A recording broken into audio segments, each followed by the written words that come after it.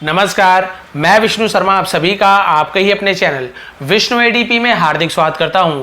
और आज एक बहुत ही अच्छी मोरल स्टोरी लेकर आया हूं जिसका डिटेल में ट्रांसलेशन करने वाले हैं। नए नए वोकेबलरी आपको मिलने वाली है, इसका प्रोनाउंसिएशन जानेंगे, इसका उच्चारण कैसे होता है, वर्ड की मीनिंग आपको तो बताने वाला हूं। इसके अलावा ग्रामेटिकल पोर्शन यानी हर चीज़ यहाँ पे कंप्लीट, यहाँ पे आपको रीडिंग और स्पीकिंग, इसके साथ ही यहाँ पर राइटिंग सबकी प्रैक्टिस होने वाली है, क्योंकि यही सब चीज़ तो है जिससे हम सीख सकते हैं। इंग्लिश पढ़ना, बोलना, लिखना तीनों यहाँ पे आपको यूज़ होगा, क्योंकि हमें मीनिंग पता चलेगा, स्पेलिंग कैसे लिखते हैं, प्रोनाउंसिएशन कैसे करते हैं बोलते समय, ये सब आपको सीखने को मिलेगा। चलिए स्टार्ट करते हैं, लेट नहीं करते हैं। स्टोरी का टाइटल है do you know swimming. Do you know यानी क्या तुम जानते हो या क्या आप जानते हो। स्विमिंग यानी तैरना, क्या आप तैरना जानते हो। अब भाई ये कैसे टाइटल है, बहुत ही इंटरेस्टिंग टाइटल है। देखते हैं ऐसा टाइटल क्यों दिया गया है। यहाँ पे आप देख सकते हैं कितना अच्छा पिक्चर, मुझे पिक्चर बहुत ज़्यादा पसंद है, ऐसे छोटा था तब से ही। तो चलिए देखते हैं क्या क्या होता है। पहला sentence, once a miser priest used to keep teasing people. Once एक बार, माइसर नहीं बोलेंगे, ज है ना, गजल जैसे होता है। माइजर, माइजर यानी होता है कंजूस। एक कंजूस प्रीस्ट यानी होता है पुजारी। एक कंजूस पुजारी यूज्ड टू एक साथ होता है। यूज्ड टू का यूज हम कब करते हैं, किया करता था, इस प्रकार का यूज करते हैं तो यूज्ड टू। दौड़ा करता था, यूज्ड टू रन। खाया करता था, यूज्ड टू ईट। तो यूज्ड टू का मतलब कुछ चीज किया करता था। तो एक बार एक कंजूस पुजारी किया करता था, क्या किया करता था, कीप टीजिंग पीपल। कीप टीजिंग, तो कीप टीजिंग यानी क्या करना, टीज करना यानी होता है चिढ़ाना या फिर तंग करना, है ना। तंग किया करता था पीपल यानी लोगों को। क्लियर हो गया यहां तक का पूरा सेंटेंस का हर एक वर्ड का मीनिंग। तो टीज यानी होता है चिढ़ाना। ओ यानी अरे। अब ये चिढ़ा रहा है, कैसे चिढ़ा रहा है देखिए। ओ यानी से हिंदी में अरे बोलते हैं ना, उस टाइप से। You don't know how to do this task properly. You don't know, तुम नहीं जानते, है ना, क्या तुम नहीं जानते। हाउ टू यानी कैसे, डू यानी किया जाता है, दिस टास्क इस काम को, प्रॉपरली यानी अच्छे तरीके से। क्या तुम नहीं जानते इस काम को अच्छे तरीके से कैसे किया जाता है। ये वो चिढ़ा रहे, सामने वाले को नीचे दिखाता रहता है हमेशा, समझ लीजिए। You know nothing about religion and life's philosophies. You know तुम जानते हो, नथिंग यानी कुछ भी नहीं, तुम कुछ भी नहीं जानते हो। यू नो नथिंग यानी तुम कुछ भी नहीं जानते हो। अबाउट यानी के बारे में। रिलीजन यानी होता है धर्म, तुम धर्म के बारे में कुछ भी नहीं जानते हो। एंड और लाइफ्स यानी जीवन के। फिलॉसफीज यानी होता है दर्शन, यानी जीवन दर्शन, यानी जो नॉर्मल हमारे लाइफ में जो जो हो रहा है, जीवन दर्शन, हमारे आम मनुष्य के जीवन में जो जो चीज घटित होता है, जीवन दर्शन, उसका अध्ययन करना कि मनुष्य के जीवन में क्या क्या होता है, उसे हम फिलॉसफी कहते हैं, लाइफ फिलॉसफी। ठीक है, तो वही चिढ़ा रहे सामने वाले को, अरे तुम अच्छे तरीके से काम करना नहीं जानते, तुम्हें धर्म और जीवन शास्त्र के बारे में कुछ भी नहीं पता है। So your life is worthless. So यानी तो, योर लाइफ तुम्हारा जीवन इज यानी है वर्थलेस यानी होता है बेकार, इसलिए तुम्हारा जीवन बेकार है या फिर तुम्हारा जीवन बेकार है। इस प्रकार से वो सामने वाले को बोलते हैं। हमेशा सबको चिढ़ाते रहते हैं कि इसके बारे में नहीं जानते, इसके बारे में नहीं जानते, ये जानना चाहिए, वो जानना चाहिए। अब क्या हुआ, वन डे एक दिन, the priest had to cross a river. यहां पर देखिए हैड टू का यूज बताऊंगा आपको। Cross a river to go to another village. अब इसका एक एक वर्ड का मीनिंग देखते हैं। एक दिन, वन डे यानी एक दिन, द प्रीस्ट यानी पुजारी, हैड टू क्रॉस। अब हैड टू का यूज हम कब करते हैं, कुछ चीज करना पड़ा, कुछ चीज करना पड़ता था, इस प्रकार के सेंटेंस में हम हैड टू का यूज करते हैं। मुझे खाना पड़ा या मुझे खाना पड़ता था, आई हैड टू ईट। मुझे दौड़ना पड़ा या फिर मुझे दौड़ना पड़ता था, तो आई हैड टू रन। इसी प्रकार से हैव टू होता है, मुझे करना पड़ता है, आई हैव टू ईट, मुझे खाना पड़ता है, और मुझे खाना पड़ेगा तो I will have to eat. तो देखिए हैड टू, हैव टू और विल हैव टू, इस प्रकार का बहुत सारा यूज होता है जहां पे कुछ चीज करना पड़ता था, करना पड़ता है या करना पड़ेगा, ऐसे सेंटेंस का यूज करते हैं। लेकिन यहाँ पे क्या लिखा हुआ है, हैड टू यानी करना पड़ा या करना पड़ता था। तो the priest had to cross a river, उसे एक नदी, रिवर यानी एक नदी, क्रॉस, हैड टू क्रॉस यानी पार करनी थी, एक नदी पार करनी थी। टू गो टू यानी जाने के लिए, कहां जाने के लिए, अनदर विलेज, दूसरे गांव। ठीक है, उसे दूसरे गांव जाने के लिए क्या करना पड़ता था, नदी पार करनी थी। अब देखिए, ही सॉ अ बोट, उसने देखा, सी यानी देखना, सॉ यानी देखा, सी सॉ सीन तीन फॉर्म होता है, तो सेकंड फॉर्म का यूज करते हैं पास्ट टेंस के लिए, ठीक है। ज्यादातर ही सॉ उसने देखा, अ बोट एक नाव, बोट यानी नाव, एंड सेट इन इट, और सेट यानी बैठा, सीट क्यों नहीं लिखे एंड सीट यानी बैठता है, सेट यानी बैठा, तो सीट का सेकंड फॉर्म सेट, और बैठा इन यानी में, इट यानी उसमें, और उसमें बैठा। The boatman asked the priest, the boatman यानी वो नाव चलाने वाला, नाविक जिसे कहते हैं, आज यानी पूछना भी होता है, और कुछ चीज करने के लिए कहना या मांगने को भी आस्क कहते हैं। उसने मांगा, क्या मांगा, द प्रीस्ट पुजारी से, टू पे यानी पे करने के लिए कहा, आश यानी कुछ चीज करने के लिए कहना, पे करना यानी भुगतान करना है, देने के लिए कहा, हिम यानी उसे, टू रो यानी क्या होता है, रो यानी एक तो पंक्ति यानी भी रो होता है, और एक रो यानी क्या होता है, नाव से इस पार से उस पार कराना, या नाव को खेने को भी रो कहा जाता है। टू रो हिम अक्रॉस, ठीक है। तो भाई उसने कहा, नाव चलाने वाले ने पुजारी से, कि नाव से उस पार जाने के लिए तुम आप मुझे क्या करो, पैसे दो, पैसे तो देना पड़ेगा भाई नाव से उस पार जाने के लिए। अब क्या हुआ देखिए, द प्रीस्ट सेड, पुजारी ने कहा, से का सेड है, ठीक है, से यानी कहना, सेड यानी कहा, you ask me for money, you ask me यानी तुमने मुझसे मांगा, आस्क यानी पूछना भी होता है, लेकिन मांगने को भी आस्क है, you ask me for money, तुमने मुझसे पैसे मांगा।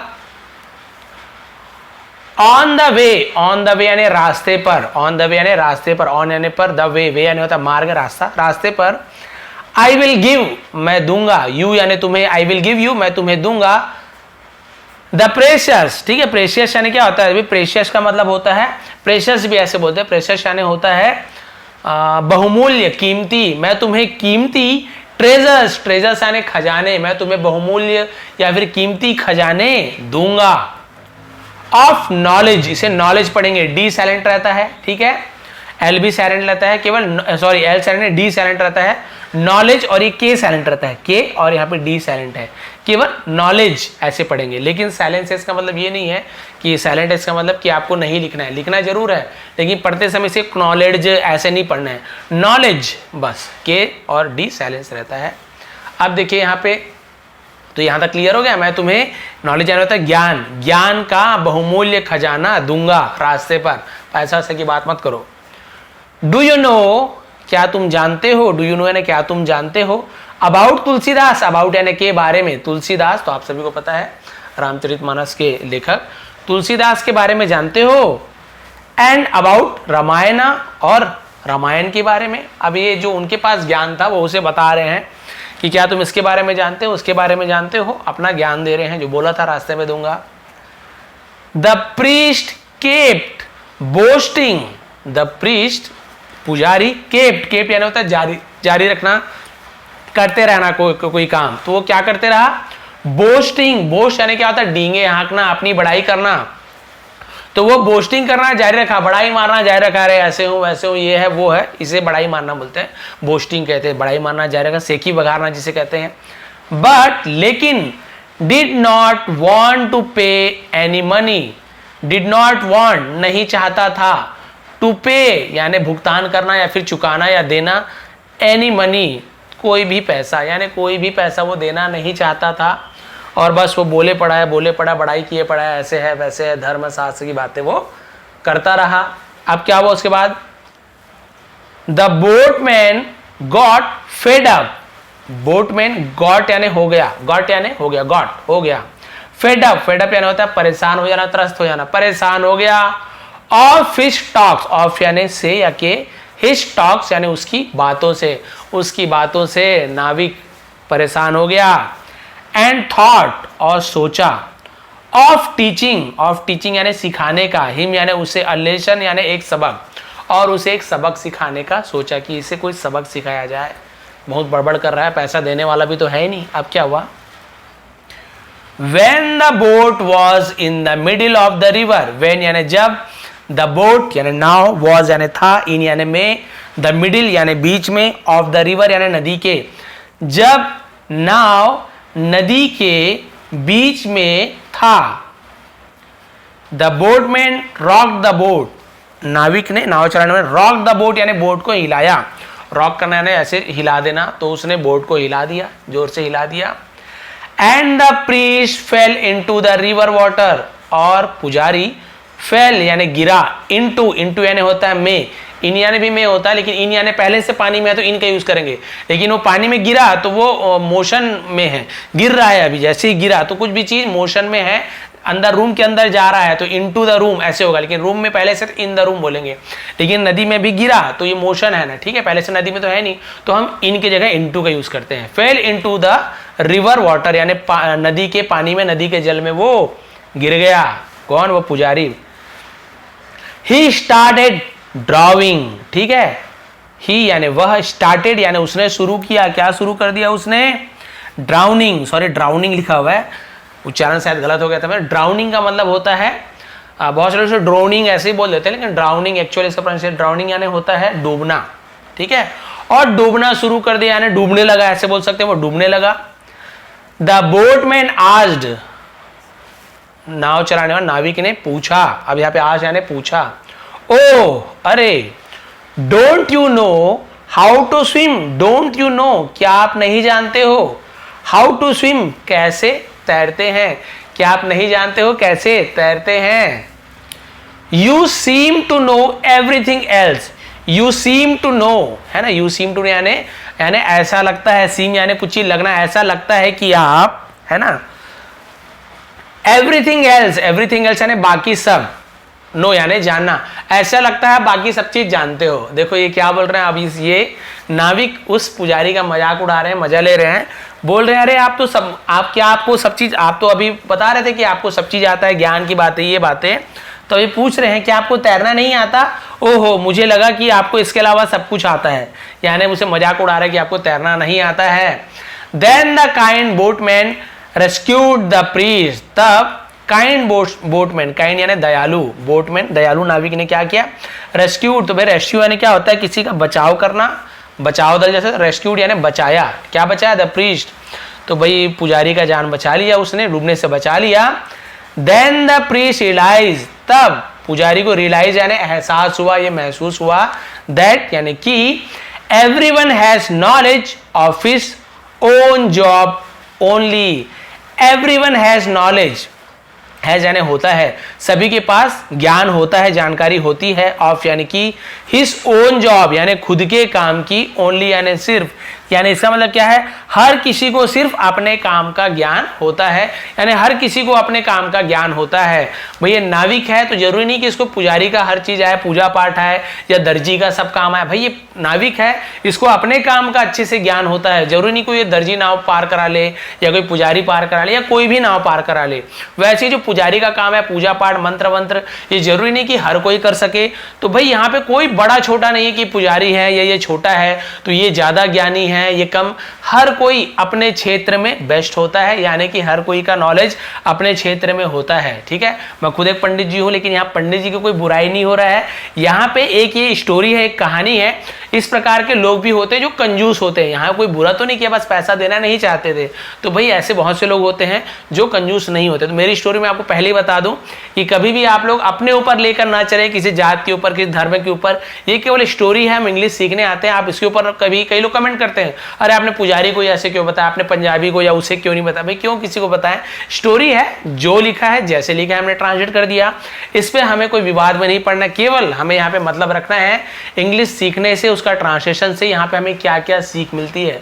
और इससे हमें क्या सीख मिली कि अपनी बड़ाई हमेशा नहीं करना चाहिए, केवल अपने आप को सर्वश्रेष्ठ नहीं समझना चाहिए। सबके पास अपना अपना ज्ञान होता है और वो ज्ञान किसी के पास नहीं होता जो उनके पास होता है। तो इसलिए आपको क्या करना चाहिए, केवल अपनी बड़ाई नहीं करना चाहिए, सबके पास कुछ ना कुछ कौशल, उनका ज्ञान कुछ ना कुछ होता है, तो उसकी भी हमें तारीफ करनी चाहिए, उसको भी हमें क्या करना, उत्साहवर्धन करना चाहिए, कभी सामने वाले को नीचा नहीं दिखाना चाहिए। लेकिन पुजारी का आदत क्या था, अपने आप को ही सबसे महान समझता था, बाकी को सबको मतलब ये सोचता था ज़्यादा जानकार नहीं है, मेरे से ज़्यादा जानकार नहीं है, और वो अपनी पढ़ाई करते रहता था। फिर नाविक ने क्या किया, सबक सिखाने के लिए नाव हिला के गिरा दिया।